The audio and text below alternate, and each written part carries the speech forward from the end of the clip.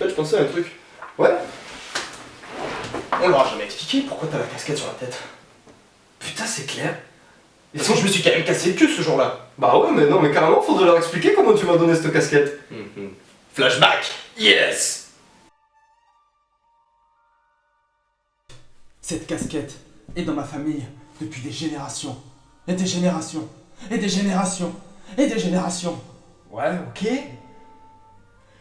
Et elle a été donnée à mon arrière-grand-père, qui l'a lui-même donné à son grand-père, qui l'a donné à mon cousin, qui l'a donné à ma... D'accord. J'ai compris. C'est cool, j'ai compris. Calme-toi, t'inquiète. C'est la casquette la plus rapide de la galaxie. De la galaxie. De la galaxie. Mais donne. T'attends quoi? Je te le promets, cette casquette n'aura rien. J'en prendrai soin. Pas une seule égratignure, je te le promets. Moi, finalement, peut-être que je vais... Non, mais ça va, donner c'est donner, reprendre c'est voler. C'est bon. Maintenant, il ne me reste plus qu'à aller me battre aux côtés de l'amiral Akbar. Veille sur ma casquette, mon ami. Yeah, welcome to the dark side. Bienvenue dans Holocron, votre émission consacrée exclusivement à l'univers Star Wars. Alors aujourd'hui dans Holocron, on vous parle de l'amiral Akbar. Oui, personnage cultissime de l'univers Star Wars, surtout connu pour sa réplique fameuse. L'amiral Akbar, sous ses apparences de surimi, est en fait un Mon Calamarien originaire de la planète Mon Calamari. Planète habitée également par une autre ethnie baptisée du nom de Quarren. Aujourd'hui, nous nous intéressons tout particulièrement à qu'est devenu l'amiral Akbar suite à la bataille d'Endor. Bataille d'Endor qui voit la victoire de l'Alliance Rebelle, une victoire absolument inespérée sur l'Empire Galactique qui provoque la dislocation de celui-ci. Néanmoins, l'Empire est quand même vachement bien implanté dans tout le reste de la galaxie. Donc du coup, tout reste à faire. Afin de prendre la galaxie aux mains des Impériaux, la Nouvelle République va créer 4 flottes et l'amiral Akbar va prendre le contrôle de la 3e flotte de la Nouvelle République en partance de Botaoui pour aller défoncer la gueule des Impériaux sur Kashyyyk. La bataille s'annonce alors épique car en effet la planète Kashyyyk se trouve au milieu de la bordure médiane et est extrêmement bien défendue par les troupes impériales. Néanmoins, l'amiral Akbar qui est un véritable génie va royalement défoncer le cul du grand amiral Pekatissin. L'amiral Akbar va ainsi voler de victoire en victoire et va très vite reprendre Brental et capturer même le meilleur pilote impérial de l'époque, Sun Tyrfel. Néanmoins, la reconquête républicaine s'avère plutôt compliquée et même Akbar va subir quelques défaites, notamment sur Rogris. Il va également mettre plus de 3 ans pour reprendre Coruscant aux mains des Impériaux. Mais t'as le temps de te faire chier quand même! Coruscant prise, la Nouvelle République va installer sa capitale sur la ville-monde et Akbar va prendre la décision de opérer un profond bouleversement dans la flotte de la Nouvelle République. On passe d'une armée conçue pour harceler l'ennemi à une armée conçue pour défendre les divers secteurs républicains en cas d'invasion. Ainsi, il va diminuer ou augmenter le poids des diverses flottes de système, il va également rééquilibrer l'ensemble de la marine de la Nouvelle République. Enfin bref, Akbar va faire un travail absolument extraordinaire sur cette flotte.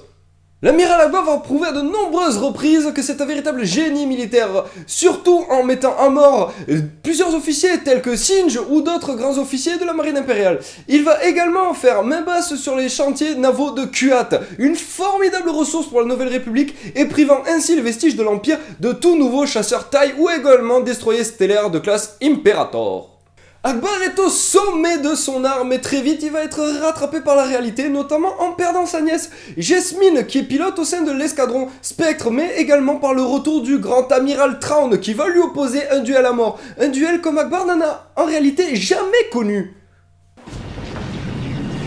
Bravo leader, est-ce que t'es avec moi, bravo leader? Ouais, je suis là, je suis prêt à le défoncer, cette espèce de connard de schtroumpf défoncé de junkie. Je vais le défoncer, l'amiral, c'est moi qui te le dis, je vais le défoncer, l'amiral Thrawn. Oh putain, je crois qu'on m'a en cible, bordel de merde, je crois qu'on m'a en cible. Thrawn va tout d'abord s'allier avec le politicien véreux Borsk Fria et les deux vont comploter contre l'amiral Akbar. L'amiral se retrouve accusé de haute trahison et la flotte de la Nouvelle République se retrouve dépourvue de son meilleur élément. L'armée à la débâcle la plus totale, Thrawn prend l'avantage sur la Nouvelle République. Néanmoins, Akbar va parvenir à reprendre son poste et va livrer un duel à mort à l'amiral Thrawn. Alors les deux vont se livrer d'abord un duel lors de la bataille de Coruscant où Thrawn va envoyer une myriade d'astéroïdes dissimulés sous un bouclier boucliers mentaux. Néanmoins, Akbar, qui est absolument génial, va réussir à contrecarrer les projets de Thrawn. Ensuite, les deux amiraux vont se regarder et s'affronter à de nombreuses reprises, notamment Akbar qui va tenter d'attirer Thrawn à la bataille de Tangren. Néanmoins, il va se chier complet et au final, c'est Thrawn qui va lui tendre un piège à la bataille de Bilbringi. On a donc pu revoir que l'amiral Akbar, notre très cher calamar, ne doit son salut à la bataille de Bilbringi que parce que l'amiral Thrawn s'est fait assassiner par son garde du corps Nogri. Donc on peut se demander quelle aurait été l'issue de cette bataille si Thrawn n'avait pas été assassiné par son garde du corps. Vaste question. Akbar, débarrassé de l'amiral Thrawn, pense que sa période de poisse est terminée. Et néanmoins, il n'en est rien. Car maintenant, Akbar doit affronter un nouveau péril. Et oui, parce que notre très cher amiral Calamar n'a absolument aucune chance dans l'univers Star Wars. Celui-ci doit affronter maintenant la campagne de l'empereur ressuscité. Et oui, parce que très chers amis, Palpatine is back, bitch! La campagne de l'Empereur ressuscité est une campagne extrêmement meurtrière, et l'opération de la main de l'ombre en est la preuve. Cette opération, qui a lieu sur Coruscant, va absolument anéantir la Nouvelle République. Néanmoins, Akbar va réussir à reconquérir la ville-monde. Il est fort quand même, ce calamar. Suite à la reconquête de Coruscant par Akbar, Akbar va finir par se cracher avec son B-Wing sur la cathédrale des vents de Vortex. Ce crash va mettre en mal son moral et Akbar va atteindre ses limites. Fatigué par tous ces conflits, il trouve refuge sur sa planète natale et va aider sa planète à se reconstruire après le passage des dévastateurs de monde de Palpatine. Il ne sortira de sa torpeur que lorsque l'amiral Dala viendra menacer son havre de paix. Akbar va sortir de sa retraite et reprendre son poste d'amiral. Et là, il va de nouveau réorganiser la flotte de la Nouvelle République. Car en effet, l'invasion de Thrawn ou même la campagne de l'Empereur ressuscité a démontré à l'amiral que la flotte de la Nouvelle République n'était pas prête à se battre contre un danger majeur. Et donc il va réorganiser la flotte et créer une 5e flotte qui est une flotte d'action rapide. D'ailleurs, cette flotte va intervenir auprès de la flotte du Sabre Noir ou encore dans l'amas de Cournac. Suite à la campagne de l'Empereur ressuscité, Akbar est vieux et fatigué. Néanmoins, le Mon Cala a encore énormément de ressources et va devoir de nouveau faire face aux vestiges de l'Empire, commandés par Gilad Péléon. Et Akbar va opposer à celui-ci 2 flottes entières de la Nouvelle République ainsi que son croiseur personnel, le Guardian. Akbar, qui est un véritable génie, va réussir à défaire l'amiral impérial en faisant exploser des réacteurs antimatière, anéantissant la quasi-totalité de la flotte impériale. Les vestiges de l'Empire sont défaits et la Nouvelle République va pouvoir restaurer son pouvoir un peu plus loin dans les régions inconnues. Ils auraient presque pu m'avoir ces enfoirés. Heureusement que j'avais mon jetpack. Ouais, j'ai pas de jetpack, faute de budget.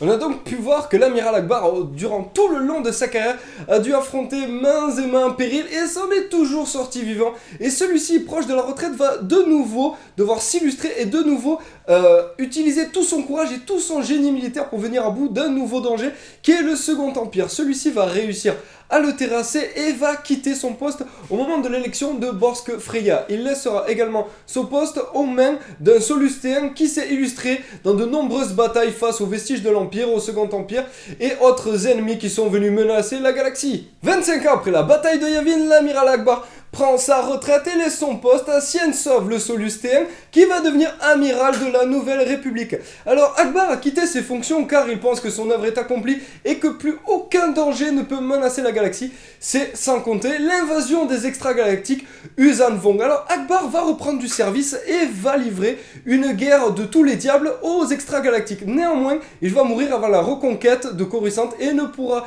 jamais connaître l'issue de ce conflit. Mais Akbar restera dans nos cœurs comme l'homme.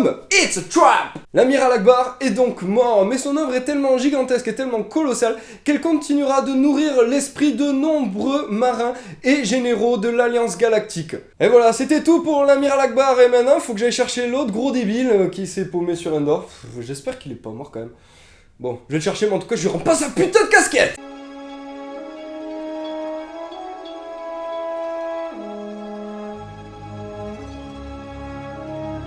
Merci à tous d'avoir regardé cet épisode sur l'amiral Akbar. Alors nous espérons que vous l'avez aimé. Si vous l'avez aimé, n'hésitez pas à laisser un petit pouce bleu et à vous abonner à la chaîne, et n'hésitez pas en commentaire à nous dire ce que vous en avez pensé. Alors cet épisode est sorti, a mis plus de temps à sortir que les précédents, et les précédents épisodes mettront également un peu de temps à sortir car les prochains épisodes, merci, car on essaye de faire des choses toujours plus filmées, de meilleure qualité, donc à chaque fois vous allez vous régaler. Voilà, nous On travaille vraiment dur dessus, on essaie vraiment de faire un contenu vraiment génial pour vous. Donc vous allez voir, vous allez vous éclater. Et Simon avait un petit mot pour vous d'ailleurs. Donc du coup, à l'occasion de la sortie du bouquin de recettes La Cantina de Thomas Villanova, qui sortira le 19 octobre, nous allons organiser un tirage au sort pour gagner un exemplaire du livre de recettes le jour de la sortie.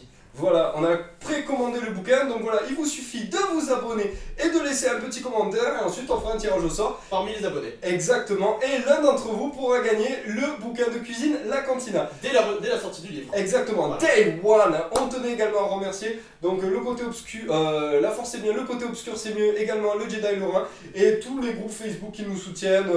La Comme cantine- d'habitude. Ouais, comme d'habitude, Qui exactement. soutiennent comme tous les d'habitude. jours, comme d'habitude. Voilà, continuez à nous soutenir, à commenter, voilà, à faire ce que vous faites, voilà, tous les jours, vous êtes géniaux. Continuez comme ça, nous on vous aime et nous on adore vous apporter un contenu à chaque fois meilleur et de meilleure qualité. D'ailleurs, petite correction, ce n'est pas Thomas Villanova, c'est Thibaut Villanova. Je m'excuse parce que j'ai la page sous les yeux et j'avais fait une petite coquille. Voilà, donc Thibaut Villanova, auteur de Star Wars Cantina, également de Gastronogeek et le livre des potions. Donc, je pense qu'on a tout dit. Voilà, On exactement. vous fera un post sur Facebook au préalable. N'hésitez pas d'ailleurs à aller voir la page Facebook parce que c'est hyper important pour avoir toutes les news.